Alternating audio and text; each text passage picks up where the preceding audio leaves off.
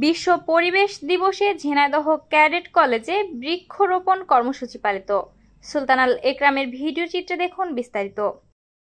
বিশ্ব পরিবেশ দিবসে করব ভূমি পুনরুদ্ধার, রুখব মরুময়তা, অর্জন করতে হবে মোদের খরা সহনশীলতা। এই প্রতিপাদ্য নিয়ে আজ বিকালে ঝিনাইদহ ক্যাডেট কলেজে বৃক্ষরোপণ কর্মসূচি পালিত হয়েছে। কর্মসূচির উদ্বোধনী অনুষ্ঠানে প্রধান অতিথি ছিলেন ঝিনাইদহ ক্যাডেট কলেজের অধ্যক্ষ কর্নেল এস.এম. রাকিব ইবনে রেজওয়ান। বিশেষ অতিথি ছিলেন কলেজের উপাধ্যক্ষ মোহাম্মদ শফিক উদ্দিন এবং medical officer captain Nuruzzaman Turjo. College prefect cadet সিদ্দিকের নেতৃত্বে কলেজের সকল ক্যাডেট এই বৃক্ষরোপণ কর্মসূচিতে অংশগ্রহণ করেন। এ সময় কলেজের শিক্ষক মণ্ডলী, কর্মকর্তা ও কর্মচারীবৃন্দ সার্বিক সহযোগিতা করেন।